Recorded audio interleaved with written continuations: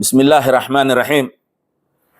الحمد لله رب العالمين والعاقبة للمتقين ولا عدوان إلا على الظالمين وأشهد أن لا إله إلا الله وحده لا شريك له وأشهد أن محمدا عبد الله ورسوله وصفيه من خلقه وخليله بلغ رسالة وأدى الأمانة ونصح الأمة فصلوات الله وسلامه عليه وعلى آله وأصحابه ومن تبعهم بإحسان إلى يوم الدين. أما بعد, السلام عليكم ورحمة الله وبركاته. Waalaikumsalam warahmatullahi wabarakatuh. So, alhamdulillah, unang-una, pasalamat kay Allah subhanahu wa ta'ala sa pagbibigay sa atin ng pagkakataon na mabisita ang pinakaunang bahay-sambahan na itinatag dito sa daigdig. Katulad na sabi niya sa Quran, Inna awala bayti wudi'a linnasi lalladhi bi Bakkata mubarakah. Katotohanan ang pinakaunang bahay-sambahan ay tinatag dito sa lupa ay ang nasa Bakka Mubaraka. Ang pangalan dati nito ay Bakka. Napalitan na yan ng Makkah. Katulad yan ng Bombay, naging Mumbai na ngayon. Okay? Katulad ng Dubai, Al-Wasel dati yan. Yan ang pangalan dati ng Dubai, Wasel yan. So napalitan. Al-Wasal. Okay? So mayroong mga nagsasabi na kung makikita natin sa Biblia, sa Old Testament, itong tinatawag na sa Book of Psalms ay Wadi al-Buka. Wadi al-Buka, the valley of the weepers. Yung valley ng mga umiiyak. Sino yung umiiyak ayon sa Biblia doon? Si Ismail at ang kanyang ina na si Hajar sa pag nawalan sila ng tubig. Okay, nasa Biblia lahat 'yon. Okay? Maging sa Biblia sa New International Version nakalagay doon, Blessed are those who dwell in your house, they are ever praising you. Blessed are those whose heart are set on pilgrimage as they pass through the valley of Baca. They made it a place of springs. So, mapapala daw yung mga naninirahan sa iyong bahay. Blessed are those who dwell in your house. They are ever present. Sila ay patuloy na pumupuri sa iyo. Kahit dito, walang tigil ang pagpupuri dito. Kaya may ikot dyan. They are ever praising you. Nasa Biblia yun.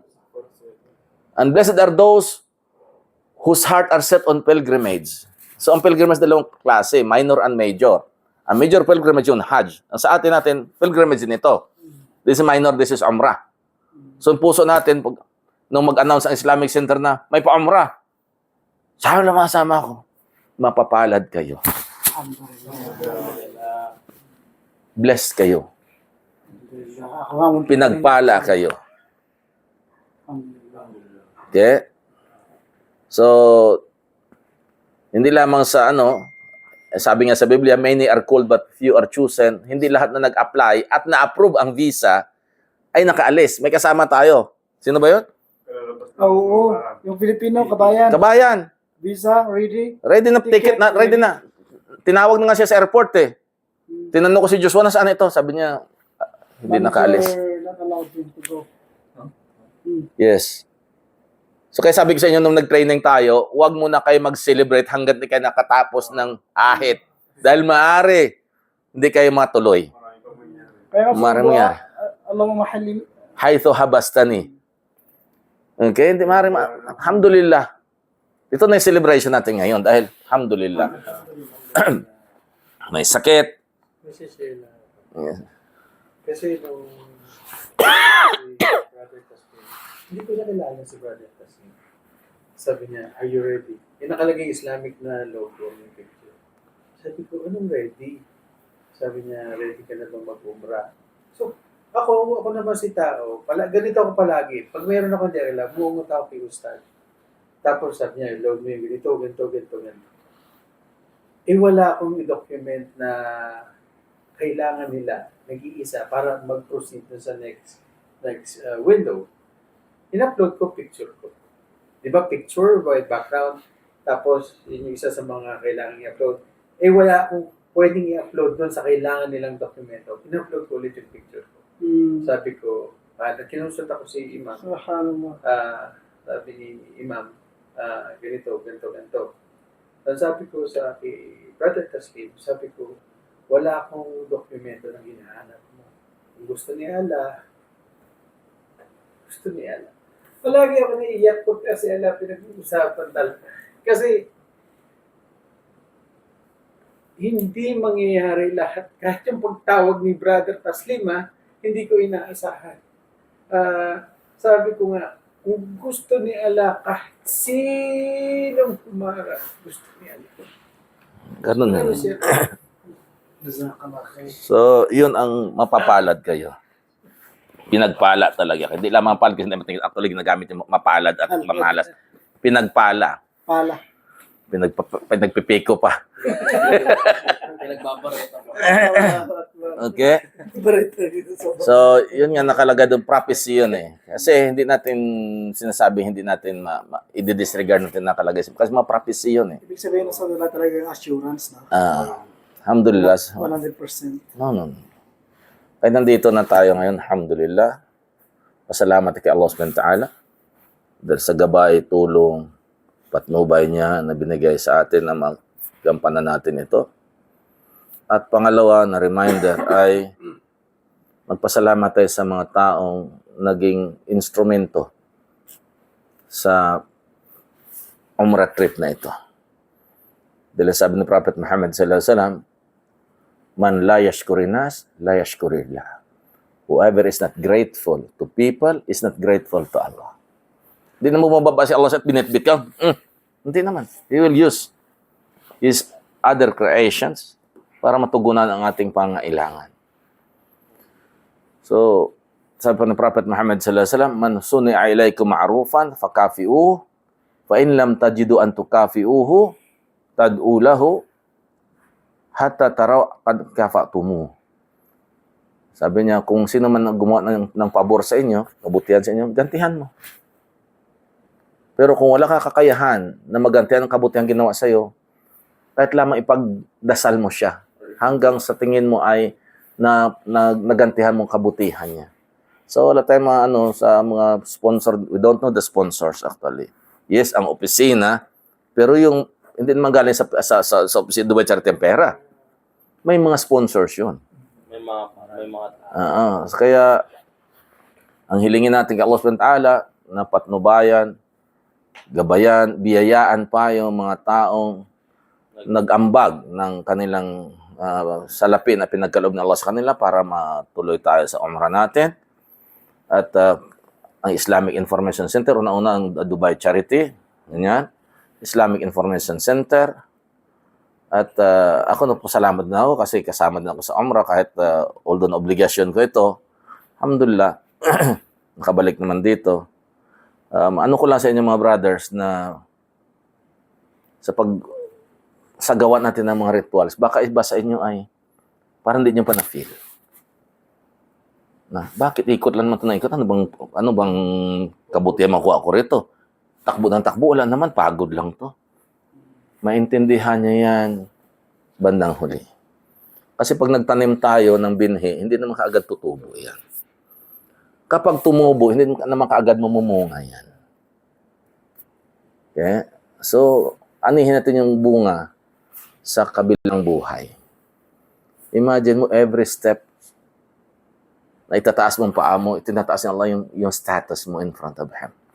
Every time bababa mo, pinapatawad ng Allah yung kasalanan mo. Hindi mo nakikita ang kasalanan, di ba? Nakita mo hindi? Sabi mo malaking kasalanan, gano'ng kalaki? Mabigat na gano'ng kabigat? 1 tonelada? Hindi natin kita ito. Ano lang yan. Okay? sabi lang yan.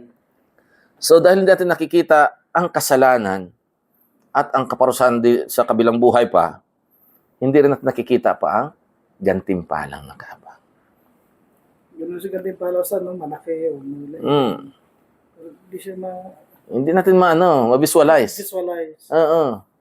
Kaya nga sabi ng Prophet Muhammad sallallahu alaihi wasallam, sabi niya na ang Jannah la aynun ra'at, wala udunun sumi'at, wala khatarun ala qalbi bashar. No eyes has ever seen, no ears has ever heard, and no heart has ever imagined kung ano yung paraiso. So, baka naglalakad na naman kami doon, wala namang Napagod lang kami. No.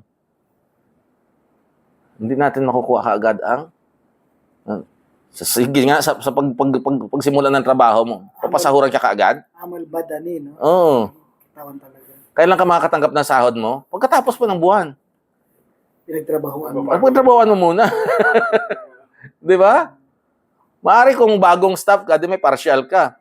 Sa atin yan, di pa nga tayo nakapagtrabaho doon pala sa airport, binigyan tayo kaagad ng... Limandaan. Imagine yung mga brothers, ha? May mga kapatiran, babae man o lalaki. Magsisave every month sa sahod nila. Kahit 100 dirhams lang. 100 dirhams, 200 dirhams. Para makapag-umra lang. Tayo, mashallah, libre, may allowance pa. Sa hotel pa, malapit pa sa harap. Pagkain, mashallah. Ano pang blessings na ano natin? Ha? Laking blessing. Anong sabi ng Allah sa Quran? Fabi'ayyi ala'i rabbikum tukadziban. Anong biyaya ng inyong Panginoon ang hindi niyo tinatanggap? Ha? Ang hindi niyo pinapatunayan? Biyaya ito, subhanallah. Millions ang naghangad makapunta rito. At ang hinahanga dito, hindi dito sa mundo, kundi sa kabilang buhay. Subhanallah, pasalamat tayo. Okay, na nandito tayo, alhamdulillah. Samantalahin natin ito. Okay? Ilang araw lang tayo rito. Pero yung reward ay subhanallah bawat dasal. Bukas na ang balik natin. Kaya kahit masakit-sakit pa yung paa ko, may sakit ako ngayon, pero mag-umrah talaga ako may ulit.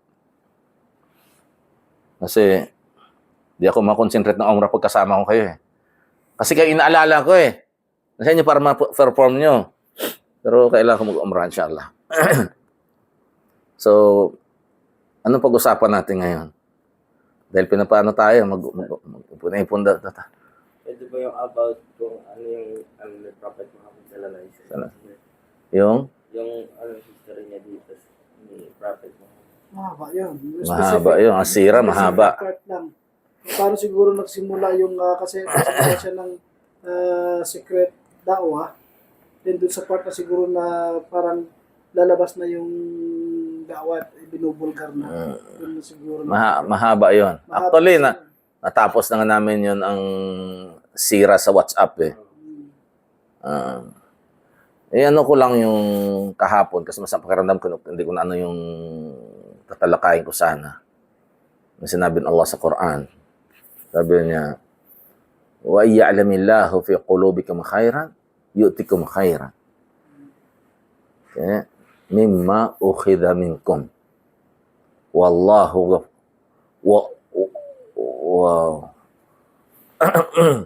wa yaghfir lakum wallahu ghafurur rahim. Ibig sabihin, kapag nakita ni Allah sa mga puso ninyo ang kabutihan, bibigyan niya kayo ng kabutihan kapalit ng kinuha sa inyo. At papatawarin niya kayo, at katotohanan si Allah ang pinakamapagpatawad, ang pinakamahabagin. Alin sa verse na ito, kasi ang Quran malawak eh. Okay? Malawak ang Quran. Isang verse lang yan, mahaba ang paliwanag niyan. Actually, yung verse na ito, binaba ito kay Prophet Muhammad sallallahu alaihi wasallam tungkol sa mga captives of war, yung mga bihag nila sa mga pakipaglaban nila. Yung mga nabihag at ang iba sa kanila ay nag-Muslim. Pero nang pag-Muslim nila, marami pa rin silang mga ari-arian na hindi nila nakuha. Ang iba nang hinayang sila, ganyan, iniwan nila yung sa Makkah para makapunta sa Madina. So marami silang mga dapat isakripisyo. Pero sabi ng Allah, iya'lamillahu fi qulubikum khairan yu'tikum khairan mimma ukhidha minkum. Kapag nakita ng Allah ang kabutihan sa inyong mga puso, bibigyan kayo ng Allah ng kabutihan kapalit ng kung anong kinuha sa inyo. So, tayo ay pinalaki sa pananampalatayang napakarumi. Anong pinakamaruming gawain? Anong pinakamalaking kasalanan rin magawa ng tao? Pangangapit sa iba. Wala yan. Adultery? Magkano ang sentensya siya pag nakulong ka sa Pilipinas? ng adultery? 6 hours. 6 hours, 6 years. At hindi ka pa basta-basta, kasi ang pwede lang magkaso sa'yo yung asawa ng babae. Yes, may prescription period yun na 10 to 15 years. Mas mabigat pa nga yung bigamya. Kasi kahit sino pwedeng magkaso ng bigamya sa'yo. Alam mo, Okay. Ang bigamya, yung lalaki na nag-asawa, na nagpakasal, okay, na valid pa yung kasal niya. Okay? So, pero sa Islam, sa atin, wala. Wala tayong bigamya. Okay? Kung kaya mo maging makatarungan. Hindi yung dahil Muslim ka, pwede ka na kaagad. No, may mga kondisyon yun. Okay? Hindi rin. Okay? Kung kaya maging makatarungan, Maging fair. tandaan nyo, ang pag-asawa na higit sa isa, sabi ko palagi, parang sabi nila yung sauna bath. Yung sauna bath, masarap pakinggan, di ba? Oh, masarap ka muna. Jacuzzi, sauna. Pero pag nasa loob ka na, gusto mo na lumabas kasi init. Ganun po yung kalimbawa ng mag-asawa na higit sa isa. Oh. May nagsabi pa na yung pag-aasawa, parang, ano yan eh, parang kurbata yung necktie. Na nasasakal ka na. So, hindi yan basta-basta lang na ang pag-asawa na higit sa isa. Kung hindi mo kaya, wag mong subukan, masisira ang buhay mo. Yeah. So, hindi yan pinakamalaking kasalanan. Pumatay, pwede kang kumuha ng abogado. Milyones pinatay mo, pwede kumuha ng abogado. Musama ka digong sa heg. Ang pinakamalaking kasalanan, pinakamarumi sa lahat ng gawain, ay ang paglapastangan sa Diyos.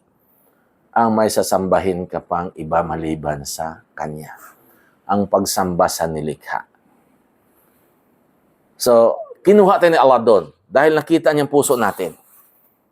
Sabi niya, "Iya'lamillahu fi qulubikum khaira." Naghangad tayo na makilala yung lumikha sa atin. Ayaw natin kasi mainsulto eh. Ano ibig sabihin na hindi mainsulto? Nilikha na Allah ang anghel na may intellect at may instinct.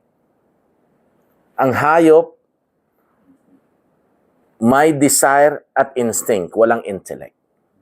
Tayong mga tao, may desire, instinct, and intellect. Ang desire ng hayop at ng tao parehas. Desire for food, water, sex.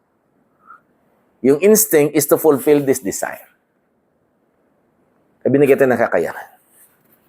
Yung hayop, dahil wala siyang intellect, kapag nakita niya yung desire niya, kung nakaagad ka, hindi niya alam, may lason yan o may trap lang yun para mahuli siya. Tama, hindi. Pero yung tao, dahil may utak siya, pag nakita niya mobile dyan, may CCTV ata rito. Tama, hindi. Pag-isipan niya muna kung saan siya tatakbo, anong sabi niya kapag nahuli siya. May utak siya eh. Okay? Yun ang kaibahan natin. Okay? Ngayon, ang pinakamalapit na hayop sa tao ay ang aso. The dog is the man's best friend. Kaya kapag inalagaan mo yung aso mo, although nabawal sa mag-alaga ng aso maliban sa may mga kondisyon, okay? Inalagaan mo, maging loyal yun sa'yo. Kaya sabi nga na mas maganda pang magmahal ng aso, loyal pa, hindi papaasa. Ito na po ako. Ano pong condition sa aso? Yung gagamitin mo sa panghahunting, yung gagamitin mo sa pagbantay ng properties mo, at huwag mong papasukin sa bahay mo. Outdoor lang siya Ah. Pang-hunting ng... Ang aso. Kahit na pangangaso hunting. Alam ba, may mga... Kaya na, gano'n. Hanggang ganun lang po siya. Pero gawin mo lang yung alaga dyan na kasing aso sa bahay. Sa ustad, pwede. Okay lang yan. Wala siyang haram na pupuntahan. Wala na, huwag mo lang kainin yung karne niya kasi pinagbabawal yun. Kasi may pangil sa doon. Ngayon, yung aso, kahit Bawal wala din siyang siya bilhin, utak. diba? Ha? Bawal din siya bilhin. Bawal bilhin, bawal ibenta. Yun. Pamigay or ibinigay Okay lang. iyo, tanggap Okay lang yan. mo, or- So yung aso, magiging loyal sa'yo. Okay? Ngayon, tawagin mo yung aso mo. Nasa gitna ka na napakaraming tao, lalapit sa'yo, hindi. Kilala ka niya. Alam niya, Pauwi ka pa lang, pabalik na siya. alam na niya na parating ka, hindi ka pa niya nakikita. Kasi yung instinct niyang lakas. Tama? So, ganun yung aso. So, kilala ng aso ang kanyang Panginoon. How much more tayong tao na hindi natin alam kung sino yung lumikha sa atin? Hindi ba ito insulto? Mabuti pa yung aso sa'yo. Yes. Ngayon, pinalaki tayo sa ganitong paniniwala na hindi natin kilala ang tunay na lumikha. Pero nakita ang hangarin natin, nagsisimba tayo. Likas tayo mga palasimba ng mga Pilipino. Nagdarasal tayo, mali nga lang yung pamamaraan natin. Kasi nga yun yung kinalakihan natin. Pero naghahangad tayo, katulad ni Ibrahim alayhissalam, yung nagpatayo nito, ng bahay na ito, naghahangad talaga siya na makilala ang kanyang Panginoon. Nakita niyang araw, nakita niyang bituin, nakita niyang buwan, hindi pa rin siya. Kasi nandun niya sa puso niya eh. So sa atin, pag alis natin ng Pilipinas, wala namin naman kasi Pilipinas pa, nag-Muslim na ako eh. Okay? Kayo, nang umalis kayo ng Pilipinas, wala ni hindi pumasok sa isip niyo magmo-Muslim kayo dito. So yun, tama hindi? Ngayon, anong nangyari sa inyo, alam ko kasi kwento ninyo ito eh, ng mga karamihan ng Muslim. Iba sa inyo, nagkaroon ng inggit. Hindi masamang mag-inggit, pero gatong inggit, excuse ito. Nainggit ka na yung mga Muslim. Kahit iba sa kanila ay hindi malinis yung damit, pero pag oras ng dasal, punta sila. Disiplinado sila. Bakit ganyan sila pag Ramadan? Talagang tinitiis nila yung, nagkaroon ka ng ano ngayon sa puso mo. Ano ba yung meron sa kanila? So nakita ni Allah yung kabutihan sa puso mo, yun. Binigyan kanya ng kabutihan.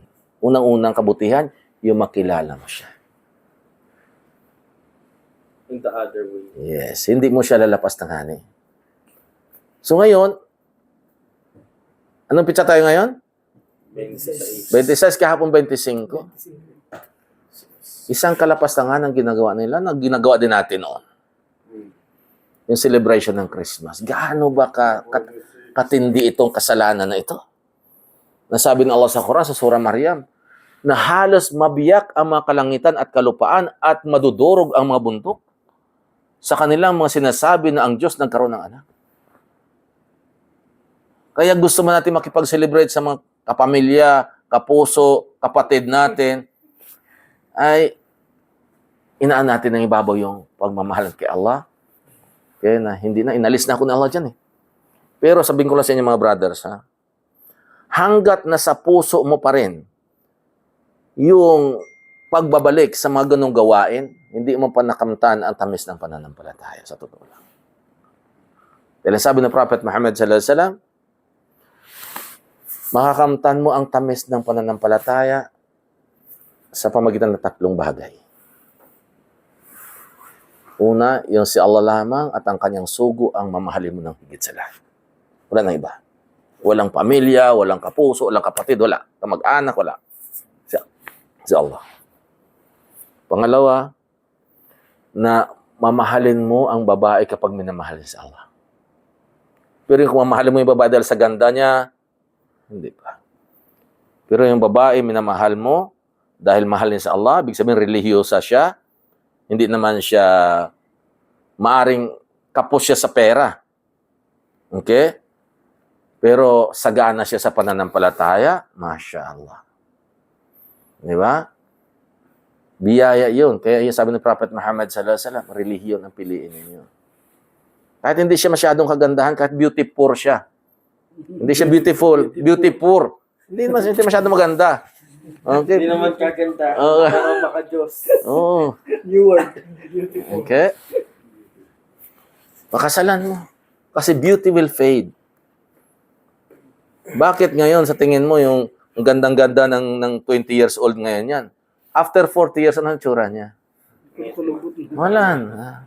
Pero ang relihiyon, ay, hindi nagpe-fade. Kahit ilang dekada yun at yun pa rin. Yun ang piliin mo. Mahal niya si Allah. Yung babae na na bago ka umalis ng bahay, papaalalahanan kanya na mag-ingat ka sa paghanap buhay mo. Dahil kaya naming tiisin ang gutom, pero namin kaya tiisin ang kaparusahan ng Allah sa impyerno. Yun ang piliin. Hindi yung mag-asawa ka ng teacher. Turo ng turo. Ha? Bill mo ko niyan, bill mo ko. No? Wag ganun. Bilimakpan yan, bilimakpan. Okay? Huwag kang mag-asawa ng ganyan. Huwag kang mag-asawa ng yung asawa na hindi ka pa nakaalis ng bahay, tanong ka na, anong oras ka babalik? Anong oras ka? Di pa nga ako nakaalis. Huwag na lang ako aalis. Hindi ganun. Yung babae na sabi ko sa inyo na magsasabi sa iyo, mahal, mag-ingat ka sa paghanap buhay mo. Pangalagaan ka ng Allah, iwasan mo mga haram. Dahil kaya namin tiisin ng gutom, hindi namin kaya tiisin ng kaparusahan sa impyerno. Ganitong, kapag dumating sa puso, sa buhay mo na ito, na mamahalin mo ang ganitong babae, nakamta mo na ang tamis ng pananampalataya. Pangatlo, yung you hate, kinamumuhian mo na bumalik sa kung saan ka kinuha ng Allah ng mga pamumuhay. Yung namimiss mo pa rin, gusto mo pa rin uminom, gusto mo pa rin magsigarilyo, gusto mo pa rin mag-droga, gusto mo pa rin mag-checks dan. Hindi yung panakamtan ang tamis ng pananampalataya sa totoo lang. Pero yung pag walang brothers ay doon ka rin sa mga nagiinuman, wala pa. Tandaan niyo mga brothers, ha? Pupunta ka sa bahay na nagluluto ng baboy, malalaman mo amoy pa lang. Tama. Mabilis na maano. Nandun na yung Kaya madalas, di na ako mauwi sa bahay. Yung kapag may katabi ka na nagsisigarilyo, galit na galit ka na. Nasa iyo na yung tamis ng pananampalataya. Pero kapag gusto mo pa rin bumalik, gusto mo makipag-Christmas dyan, wala pa. Inalis ka doon ni Allah sa paglapastangan sa kanya pagsabi na siya ay may anak. Papalitan naman niya. Bakit? Sabi ng iba, siguro narinig niyo na ito, boring naman life ng mga Muslim, wala kayong enjoyment. May enjoyment kami, ha? Sino masabi siya wala enjoy? We enjoy praying 5 times a day. Alhamdulillah. We enjoy remembering Allah. We enjoy remembering the hereafter. We enjoy praising Allah for the blessings. Gaan naman kaliit. Ganun ang enjoyment namin. We enjoy our wife. May enjoyment tayo. And also, We don't enjoy in haram. We enjoy in halal. Kaya yung mga tao na sabi, boring naman buhay mo. Siguro nakarinig kayo ganito.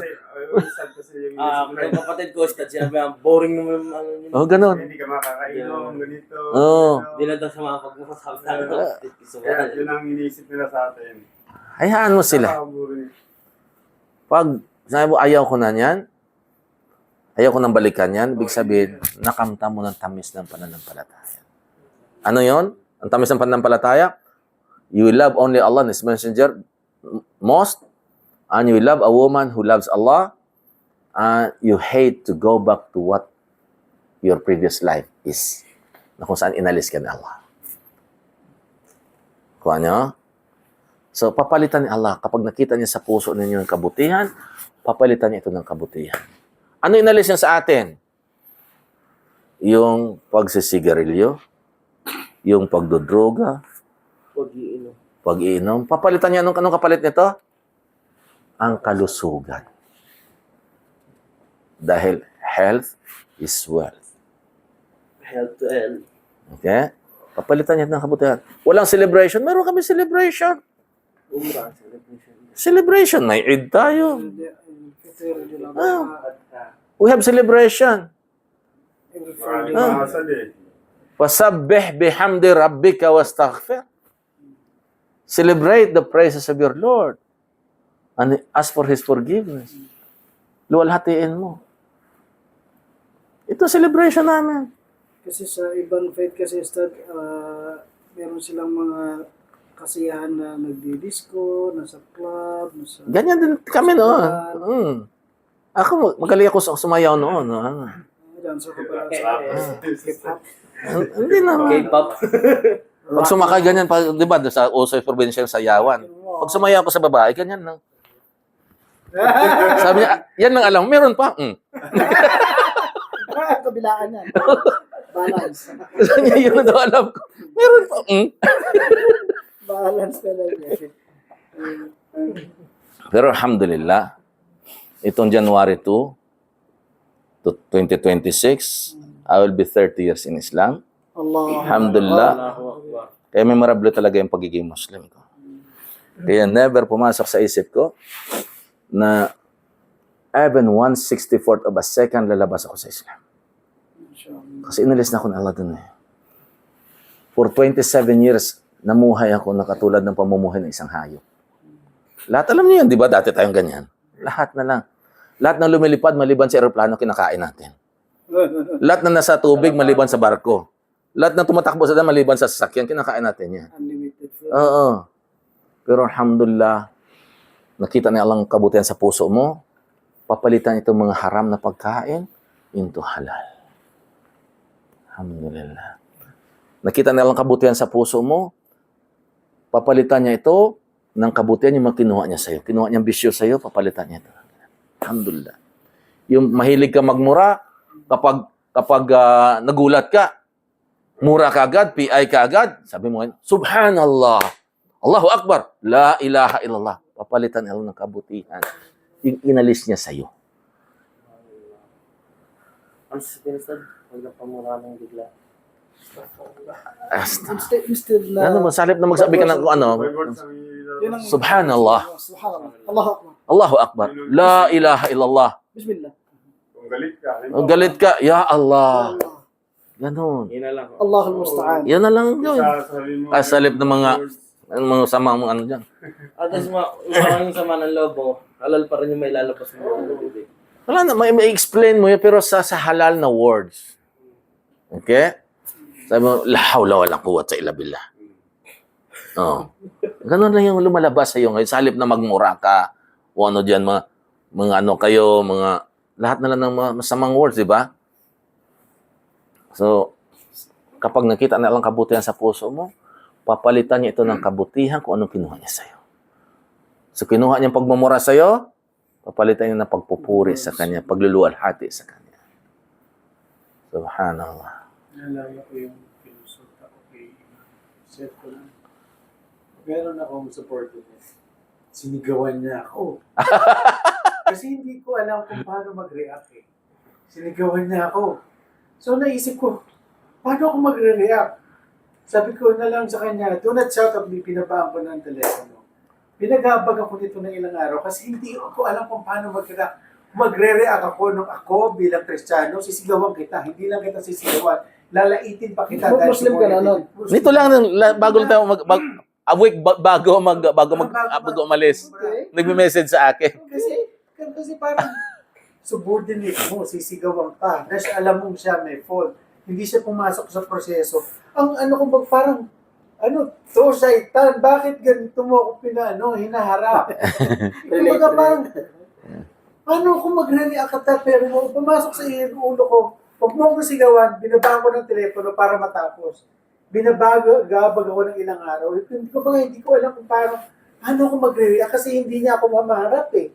Hindi ko rin siya maharap kasi baka may masabi ako na pagsisisihan ko, alam kong pagsisisihan ko. Nagkonsulta ako kay Imam. Sinabi ni Imam na magsabi ka ng Alhamdulillah. Kumbaga parang Pagluluwalhati na lang. yung paluwalhatian bahagi ko sa yung paluwalhatian niya. Yun na lang. Sinabi ko sa kanya. Yung sabi ko kapayapaan, ano mo sa kanya yung kapayapaan. Yung Assalamualaikum.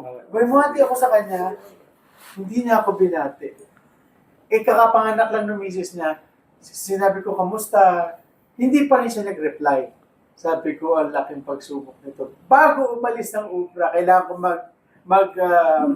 turnover. Ilang oras lang, nakita ko siya.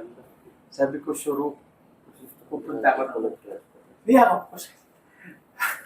Alam mo, parang, Bigla lumiwanag. hindi, lumuwag yung, Lumuwag. Alhamdulillah. parang, Kung hindi niya lang, hindi ko promise. Promise. Eh, yan ang sinasabi ng Allah, na kapag nakita niya kabutihan sa puso mo, papalitan niya ito ng kabutihan kung ano yung kinuha sa'yo. So, dati ka, sabi mo nga, hindi lamang mumurahin, lalaitin mo pa siya, pero ngayon, alhamdulillah, pinalitan niya. Dahil sabi ng Allah sa Quran, wala yastawil hasanat wala sayyi'ah. Idfa' billati hiya ahsan. Fa idha alladhi bainaka wa bainahu adawatun ka'annahu waliyyun hamim wa ma yulaqaha illa alladhina sabaru wa ma yulaqaha illa dhu hadhin 'azim. Sabi niya ni Allah, ang masama at ang kabutihan ay hindi magkatulad, hindi magkapantay. Palitan mo ng kabutihan ang kasamaang ginawa sa iyo. Dahil kung mayroon man kayong alitan, dalawa kayo, kapag ginantihan mo ng kabutihan ang kasamaan na ginagawa sa iyo, maaring maging matalik kayong magkaibigan. Okay? Makonsensya din siya eh, lalo na Muslim. Pag palagi mo siya binabati ganyan-ganyan, ginagam siya ang kabutihan. Okay? Pero sabi ng Allah, may kondisyon ito. وَمَا يُلَقَّاهَا إِلَّا الَّذِينَ صَبَرُوا. Walang may kakayahan na gawin ito, yung gantihan niya ng kabutihan ng kasamaang ginagawa sa kanya maliban sa mga matiisin. Ay yung mga mapagtimpi. وَمَا يُلَقَّاهَا إِلَّا ذُو حَظٍ عَظِيمٍ. Walang may kakayahan na gawin ito, yung palitan ng kabutihan ng kasamaan maliban sa magmamana ng paraiso. Ganyan talaga. Ang pagpasok sa paraiso, bro, hindi yung pagpapasok na mag-online order ka lang dyan, ya Allah, reserve for me one seat there. No, you have to strive for it. Kaya lang paghirapan, kaya nga, sabi ni Prophet Muhammad sallallahu alaihi wasallam, ang hellfire is surrounded by desires. Gusto mo. Eh, sabi ng Allah sa Quran, huwag mong sundin ang iyong sariling desire dahil ililigaw ka niya sa landas ng Allah. Okay? Huwag mong pakawalan itong desire na ito. Kaya nga, sa totoo lang, kung bakit tayo naliligaw, dalawang dahilan kung bakit tayo naliligaw. Ano yon? Ang desire, shahawat, wasyubuhat. Yung desire at yung mga pag-engage sa mga nakakadudang gawain, mga bagay. Doubtful matters. Maliligaw tayo niya. Ash-shahwat wa syubuhat. Ingatan natin ito. These are the two reasons for misguidance. Yung verse, Ustad, para sa dyan na bigyan niya Allah sa atin yung sabi niya na, ay haladina amanu, haladulukum ala tijarat tunjikum min adhabin alim. تؤمنون بالله ورسوله ذلكم خير لكم إن كنتم تعلمون يغفر لكم ذنوبكم ويدخلكم جنات تجري من تحتها الأنهار ومساكن طيبة في جنات عدن ذلك الفوز العظيم وأخرى تحبونها نصر من الله فتح قريب وبشر المؤمنين. Okay? Subhanallah, kung naintindihan naman ninyo ang Quran. Ano binabasa natin dati? Comics, mga porn, mga kung ano-ano dyan. Ngayon, mahilig ka na magbasa ng mga hadith. Di ba? Dati, sinishare mo yung mga kalukuhan. Ngayon, bago ka mag-share ng mga kalukuhan, minsan, ano, pag-isipan. Pero hindi, no, kita mo yung mga vloggers na mga non-Muslim, napakadali sa kanilang gumawa ng mga content na mga ano. At yung mga brothers din, mga sisters, na mahina pa yung mga pananampalataya, napakadali din sa kanila mag-share ng mga ganito. Pero kapag ikaw, nandun na yung tamis ng pananampalataya sa'yo, bigat eh. Minsan, share mo, didelete mo pa eh. Oo. Naramdaman nyo na yan? Alhamdulillah, nandyan na sa inyong tamis ng pananampalataya. Ayaw mo. Alhamdulillah. So ito yung mga pasalamat kay Allah subhanahu wa ta'ala na inalis niya tayo sa maling kasalanan, maling gawain, yung marumi, yung shirk. Pinalitan ng tauhid, ang mga masasamang gawain, salita. Okay? Dati, mahilig tayo sa short. Ngayon, hindi ka lalabas na. Tayo sa Kundura. Mahilig na sa kandura. Inalis niya yung masamang kasuotan sa'yo, pinalitan niya ng Halal na kasuotan. Alhamdulillah. Ah, Guwapogi. ganyan tayo. Pinalitan yun mas makabuti. So, pasalamat kay Allah subhanahu wa ta'ala. Hilingin natin kay Allah subhanahu wa ta'ala na dito, magdua kayo mamaya ngayong Biyernes. Okay? Marunong tayo, ang isang Muslim ngayon, ang isang Muslim ha, mayroon siyang time management. Inalis ni Allah sa iyo yung pagwawaldas o pag-aksaya ng oras. Ngayon, you are spending your time sa mga gawain na makabuluhan na magpapalapit sa kay Allah subhanahu wa ta'ala. Kasi, sabi ni Prophet Muhammad sallallahu alaihi wasallam, ni'matani maghbunun fihima kathirun minan nas, as-sihhatu wal faragh. Dalawang biyaya na hindi binibigyan ng pansin ng mga tao. Yung kalusugan at ang libreng oras. So, nandito kayo ngayon, oras na ito, samantalahin natin ito. Sabi ko sa inyo na mag-training tayo, dito mo lamang maggampanan ang pagtawaf. Hindi ka pwede magtawaf sa Dubai o sa bahagi ng mundo. Dito lang. Dito ka lang makapagdasal na ang reward is 100,000. Okay? Samantalahin natin ito. Kasi pagbalik natin, wala na. Okay? Sabi niya na, time is gold. Sabi ko, no. Time is more precious than gold. Kasi kapag nawala yung gold, makakabili ka pa ulit. Pero kapag nawala yung time, hindi mo na may babalik. Kaya samantalahin natin ito. Ilang araw na lang. Bukas alis na tayo. Lalo na ngayon. Punta kayo kung may time kayo mamaya. Gawin ninyo. Doon kayo magdasal ng asar. Okay? Malapit sa Kaaba. Okay? At mag-spend kayo doon hanggang maghrib. Dahil sabi ng Prophet Muhammad sallallahu alaihi wasallam, may oras sa Biyernes na ang sinamang aliping Muslim ang humiling kay Allah, ito ay sasagutin niya. So sa isang narration nagsasabi, it is between Asar and Maghrib, yung malapit na sa Maghrib. Last part of the day ng Biyernes. So Biyernes tayo ngayon. Hilingin nyo na panatilihin kayo sa Islam hanggang mamatay. Patnubahan ang inyong mga pamilya. Okay? At kung ano pa mga kabutihan ibibigay ng Allah dito sa mundo sa kabilang buhay. Inshallah, at maging matiisin. Okay? At isa pa ay ang hilingin natin kay Allah subhanahu wa ta'ala na ang huling salitang lalabas sa bibig natin ay ang pagsasaksi ng kanyang kaisahan. La ilaha illallah. Dahil sabi ng Prophet Muhammad sallallahu alaihi wasallam, man kana akhiru kalamihi la ilaha illallah dakhala al-jannah. Sino mang huling salita lalabas sa kanyang bibig ay la ilaha illallah ay papasok ng paraiso. At maliban pa doon, hilingin din natin kay Allah subhanahu wa ta'ala na pahintulutan niya tayo na maging kapitbahay si Prophet Muhammad sallallahu alaihi wasallam sa Jannah at makainom tayo sa kanyang fountain dahil sabi niya kung sino nang uminom dito hindi na siya mauuhaw magpakailanman. So, sa araw ng Biyernes na ito, samantala na kasi bukas pa uwi na tayo insyaAllah. So, hanggang dito na lamang, subhanaka wa bihamdik, asyhadu an la ilaha illa anta, astaghfiruka wa atubu ilaik. Assalamualaikum warahmatullahi wabarakatuh. Tapos na. Before tayo mag-end, mag-recite lang tayo sandali ng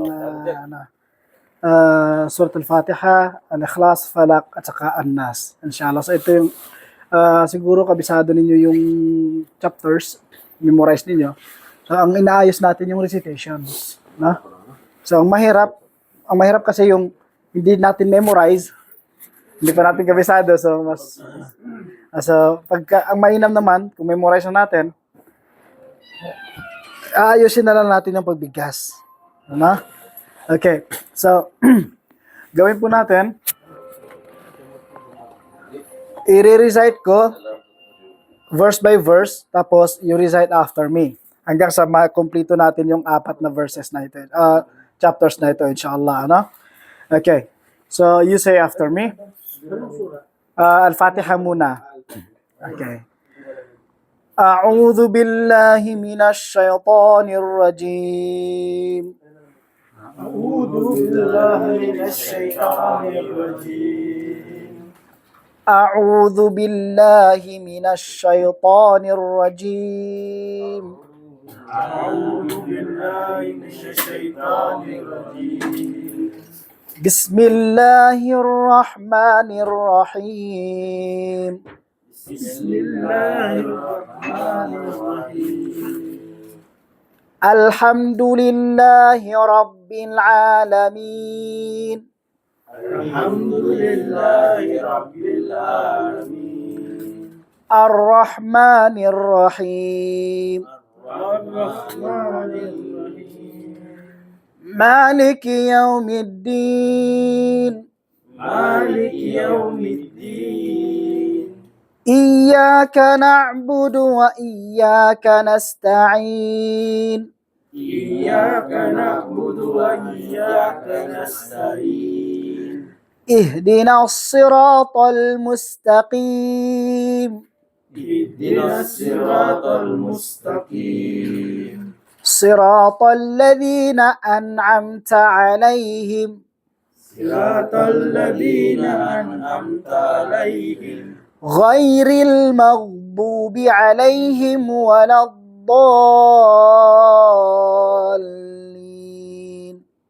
غير المغضوب عليهم ولا الضالين. Alright. So this time all together, para masabayan ninyo yung recitation ko, makuha nyo rin yung timing at saka yung pronunciations ng mga letters. Okay. Start tayo sa A'udhu billahi minash shaitanir rajim. Ready? Start.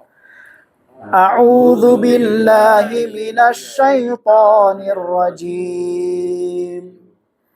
Bismillahirrahmanirrahim. Alhamdulillahi rabbil alamin. Ar-Rahmanir Rahim. Maliki yawmiddin. Iyyaka na'budu wa iyyaka nasta'in. اهدنا الصراط المستقيم صراط الذين أنعمت عليهم غير المغضوب عليهم ولا الضالين. Say after me. بسم الله الرحمن الرحيم. بسم الله الرحمن الرحيم قل هو الله أحد قل هو الله أحد الله الصمد الله الصمد لم يلد ولم يولد ولم يلد ولم يولد لم يلد ولم يولد لم يلد ولم يولد ولم يكن له كفوا أحد. ولم يكن له كفوا أحد. All together. Bismillah, start. بسم الله الرحمن الرحيم.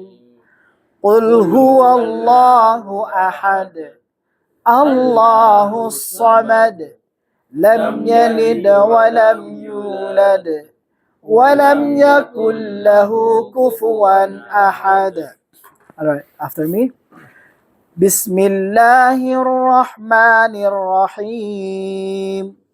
بسم الله الرحمن الرحيم قل أعوذ برب الفلق قل أعوذ برب الفلق من شر ما خلق من شر ما خلق ومن شر غاسق إذا وقب ومن شر غاسق إذا وقب ومن شر النفاثات في العقد ومن شر النفاثات في العقد ومن شر حاسد إذا حسد. ومن شر حاسد إذا حسد. All together. Bismillah. بسم الله الرحمن الرحيم. قل أعوذ برب الفلق من شر ما خلق ومن شر غاسق إذا وقب ومن شر النفاثات في العقد ومن شر حاسد إذا حسد. الناس, say after me. بسم الله الرحمن الرحيم. بسم الله الرحمن الرحيم. قل أعوذ برب الناس. قل أعوذ برب الناس.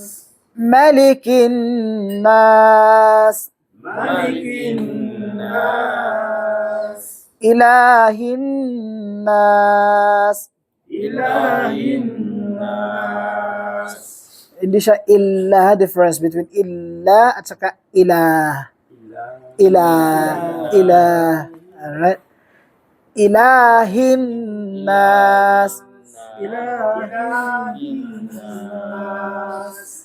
Ilahin nas. Illa. Hindi siya illa. Hindi double yung lam. Ilahin nas. Min syarril waswasil khannas. من شر الوسواس الخناس. Alladhi yuwaswisu fi sudurin nas. الذي يوسوس في صدور الناس. Minal jinnati wan nas. من الجنة والناس. Together. Bismillah. Bismillahirrahmanirrahim. Qul a'udzu birabbil nas, malikin nas, ilahin nas, min syarril waswasil khannas, alladzi yuwaswisu fi sudurin nas, minal jinnati wan nas. Tingnan niyo yung yung pronunciation. Min syarril waswasil khannas. Khannas. Alright. Dan sunod, anong sunod na ayah? Alladhi yuwasfisu fi sudurin nas. Alladhi yuwaswisu fi sudurin nas. Yan. Minal jinnati wan nas. Alright. Ngayon, all together from Surah Al-Fatiha. Diretso hanggang Surat An-Nas para training yung recitations natin. Tad bigay mo sa mamaya yung Okay. para Inshallah. mapanata ko pa naman. Inshallah. Alright. Mag-start tayo ng A'udhu billahi minasyaitanir rajim. Ready? Wait lang. Okay, start. A'udhu billahi minasyaitanir rajim. Bismillahirrahmanirrahim. Alhamdulillahi rabbil alamin. Ar-Rahmanir Rahim.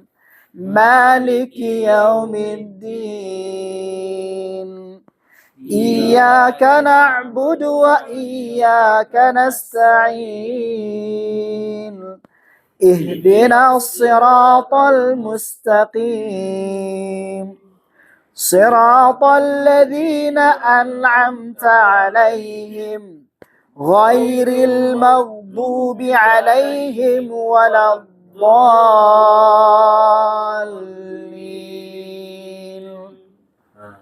Ready? الإخلاص. Bismillah, start. Bismillahirrahmanirrahim. Qul huwallahu ahad. Allahus samad. Lam yalid wa lam yulad. Wa lam yakul lahu kufuwan ahad. Ready? Al-Falah. Bismillah. Bismillahirrahmanirrahim.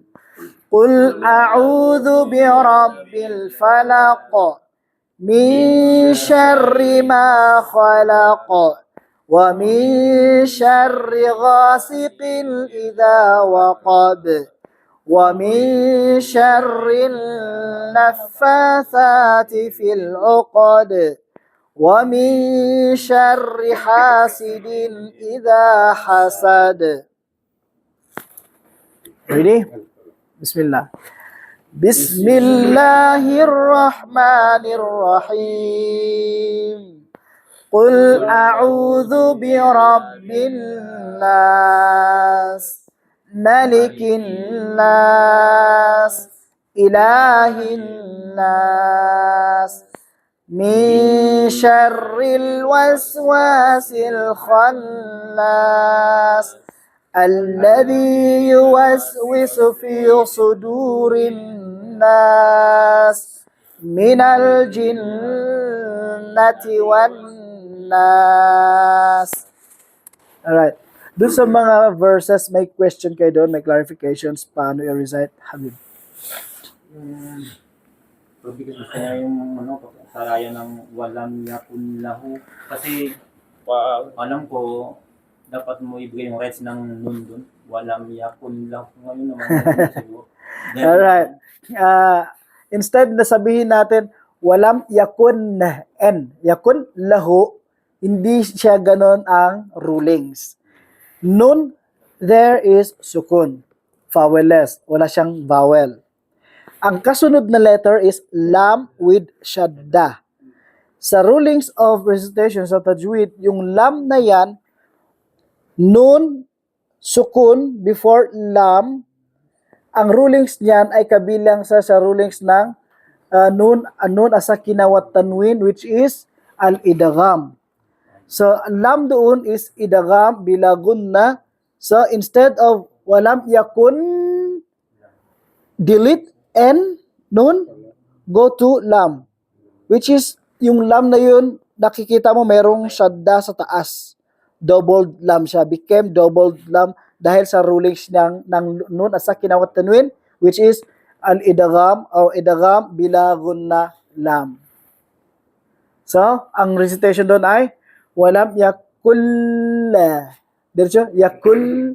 So, yung kaf is not qaf, but kaf. Patayin ko nun. Sabi mo, walam Huwag mong patayin. I-remove mo lang. Dito tayo sa ano. Huwag mong patayin yung nun. I-remove mo lang. Dito tayo sa maka. Joke lang yan. So, yung nun, si Brother Habib talaga. Yung nun is sukun.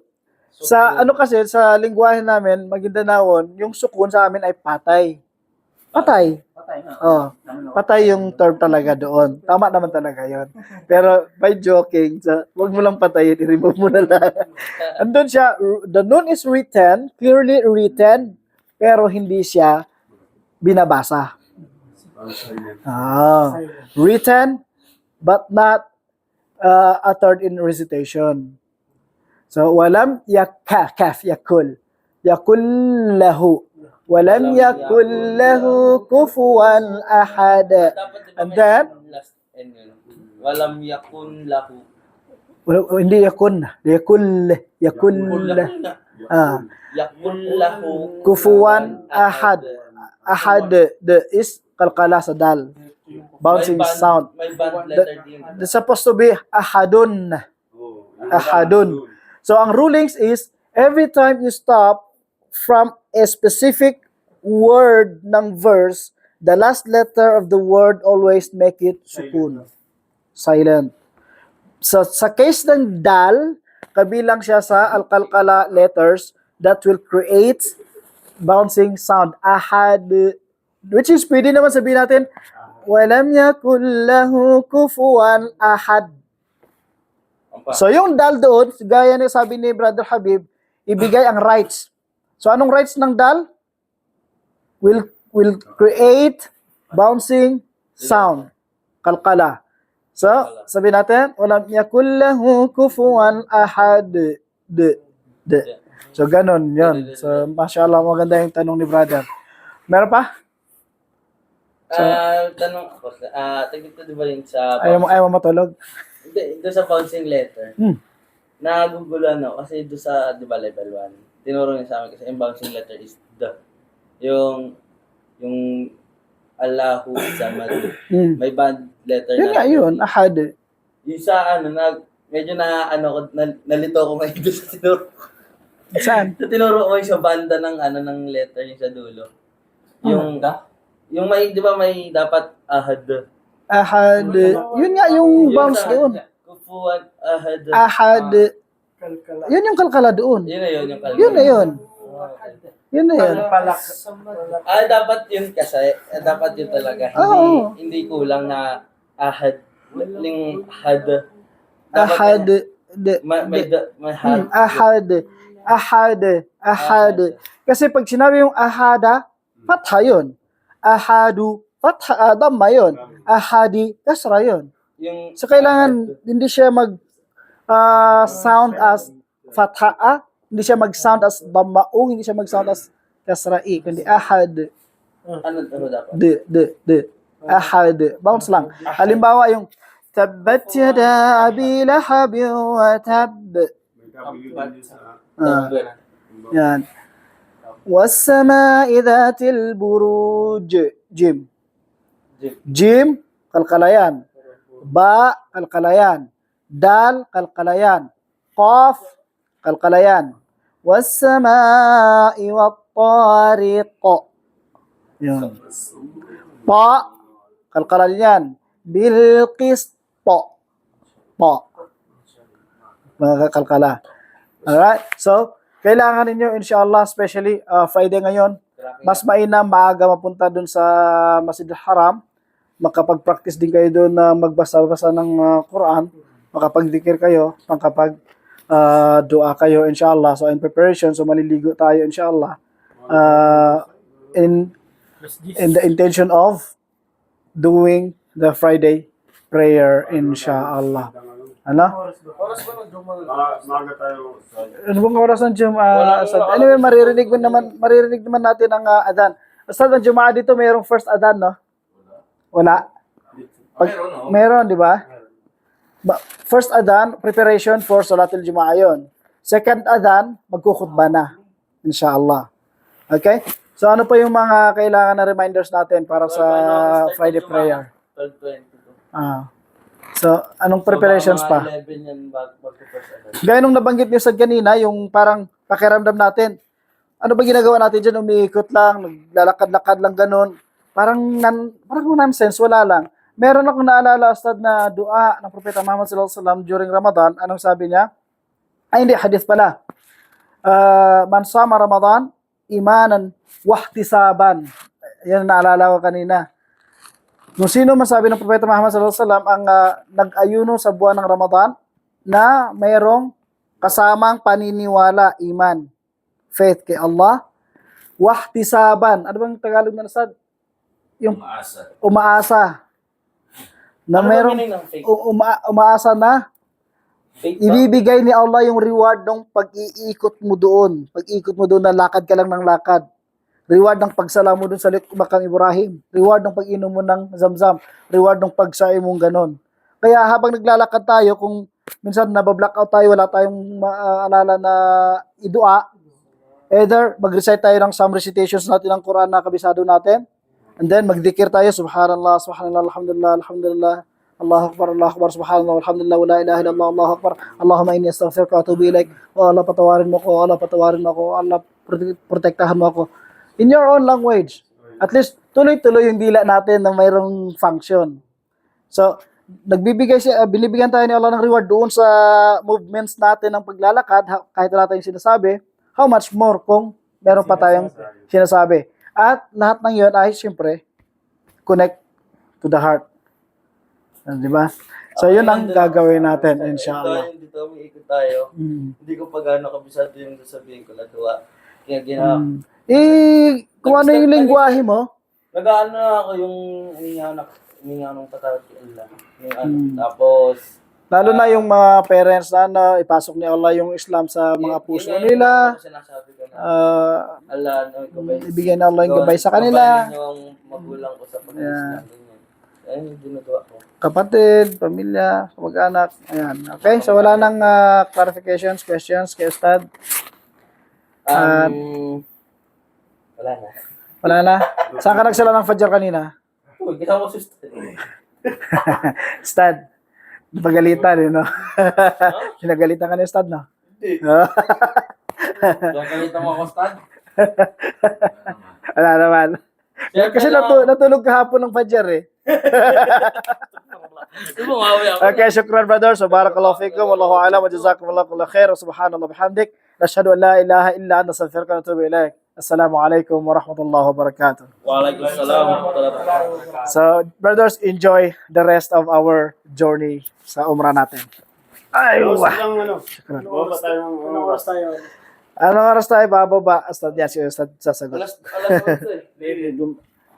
11:30. 12.